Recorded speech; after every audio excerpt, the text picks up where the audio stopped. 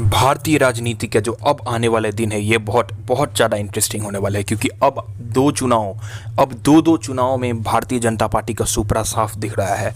बहुत हद तक सुपड़ा साफ दिख रहा है। यहाँ तक कि अब जो अपकमिंग सर्वेस दिखा रहे हैं, जो गोदी मीडियाज़ के सर्वेस दिखा रहे हैं, उसमें भी अब भारतीय जनता पार्टी का सुपड़ा साफ होते नजर आ रहा है। हाँ, हम बात कर रहे हैं जम्मू कश्मीर और हरियाणा का। कल जिस तरीके से राहुल गांधी ने कश्मीर के ज़मीन से, श्रीनगर से, जिस तरीके से अपने कार्यालय में, अपने कांग्रेस कार्यालय में संबोधित करते हुए अपने लोगों को जिस तरीके से उन्होंने मोदी सरकार को घेरा, वो अपने आप में एक हास्यनीय था और बहुत ही इंटरेस्टिंग था। सुनिए क्या कहा राहुल गांधी ने नरेंद्र मोदी जी को घेरते हुए। चुनाव में नरेंद्र मोदी जी की कॉन्फिडेंस को इंडिया गठबंधन ने खत्म कर दिया। आपने देखा होगा जो पहले नरेंद्र मोदी जी छाती फैला के आते थे, याद है आपको? यूं आते थे, अब यूं आते हैं।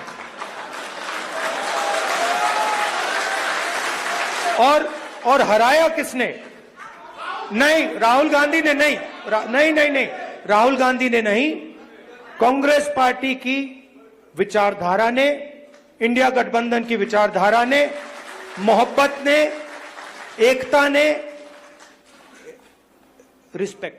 कांग्रेस और नेशनल कॉन्फ्रेंस का जो चुनावी अलायंस था, जो गठबंधन था, वो अब लगभग कंफर्म हो चुका है और वो सब मिलकर जितने भी कुछ छोटे मोटे ऑपोजिशन पार्टीज है उनके साथ मिलकर अब कश्मीर के सरजमी पर इलेक्शन लड़ने वाले हैं, जिससे फारूक अब्दुल्ला और कांग्रेस की जो नज़दीकी एक बार और फिर से करीब आ गई। और इंडिया अलायंस के मद्देनजर, अगर इंडिया अलायंस के गठबंधन को अगर हम ध्यान से देखने जाए तो इस बार बहुत मजबूत लग रही है कांग्रेस की जो ये अलायंस है कश्मीर के सरजमी पर। और खासकर नेशनल कॉन्फ्रेंस में फारूक अब्दुल्ला और उमर अब्दुल्ला का एक्सपीरियंस भी है, जिससे पता चल रहा है कि इस बार पीडीपी और बीजेपी के लिए कश्मीर के जमीन पर तो वोट जीतना इतना आसान होने वाला नहीं है। जम्मू और कश्मीर में, हालांकि जम्मू में बीजेपी का वोट शेयर है, लेकिन इस बार परिस्थिति बहुत ख़राब लग रही है, क्योंकि जिस तरीके से 370 हटाने के बाद जिस तरीके से वहाँ पर यूनियन टेरिटरी, एक स्टेट को यूनियन टेरिटरी को स्टेट बनाया जाता है, लेकिन जिस तरीके से एक स्टेट को यूनियन टेरिटरी बीजेपी की सरकार ने बनाया, ये अपने आप में बहुत एक पीड़ादायक परिस्थिति थी। और उसी पीड़ा के बारे में राहुल गांधी ने अपने वक्तव्य में कल बताया। सुनिए क्या कहा राहुल गांधी। ये बहुत पुराना रिश्ता है, खून का रिश्ता है।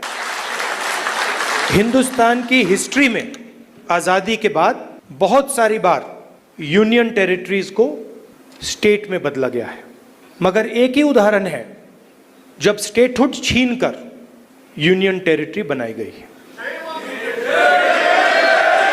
ये पहली बार हुआ है, इससे पहले ये कभी नहीं हुआ था। हमारे लिए जम्मू और कश्मीर के लोगों का रिप्रेजेंटेशन, उनका स्टेटहुड सबसे जरूरी चीज है। मैं आपको पर्सनल अपनी बात बताता हूं, मैं लोकतंत्र की रक्षा करता हूं, पूरे देश में करता हूं, रिप्रेजेंटेशन की रक्षा करता हूं, मगर मेरे लिए जो जम्मू और कश्मीर के लोगों के दिल में दर्द है, दुख है, डर है, उसको मिटाना मेरा लक्ष्य है।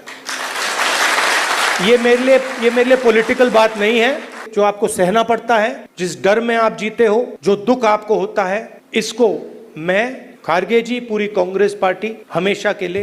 हरियाणा में भी उल्टी गिनती चालू हो चुकी है, और अगर ठीक ठाक अगर परिस्थिति रही, अगर अभी का जो सर्वे दिखा रहा है उसी परिस्थिति के साथ अगर आगे बढ़ा जाए, अगर चुनावी मुद्दों के साथ, तो मैं आपको इतना बता सकता हूं कि 2004 का चुनाव रिपीट होने वाला है। 2004 में जिस तरीके से कांग्रेस ने स्वीप किया था, झाड़ू मारा था, उसी तरीके की इस बार भी एक आपको रिजल्ट देखने को मिलेगी, जहां पर 60 से 67 सीट, मेरा ये अपना पर्सनल अनुमान है, 65 सीट तक कांग्रेस जा सकती है, अगर उनके अपने गुटों में कोई लड़ाई, इंटरनल फ्रैक्शंस के अंदर अगर लड़ाई नहीं हुई तो। क्योंकि शैलजा कुमारी के साथ जिस तरीके से ट्रीटमेंट हुड्डा गुट का हो रहा था, वो एक अपने आप में एक बहुत बड़ा मुद्दा है। साथ में सुरजवाला तो है ही, लेकिन अगर ये तीनों अगर एक साथ एक स्टेज पर आके लड़े, तो मैं आपको इतना बता रहा हूं कि हरियाणा में भी बीजेपी का सुपड़ा साफ होना तय है, क्योंकि मनोहर लाल खट्टर ने उनके पुराने जितने भी सैनिक हैं उन्हें अलग कर दिया था, और जिसकी वजह से नायब सिंह सैनी को लाया गया था। आशा करता हूं मेरा ये पॉलिटिकल रिपोर्ट जो असेंबली इलेक्शंस के ऊपर है आपको अच्छा लगा। ऐसे ही नए नए पॉलिटिकल रिपोर्ट्स के लिए आप कृपया मेरे चैनल के साथ एसोसिएटेड रहे, सब्सक्राइब करें। जय हिंद, जय भारत।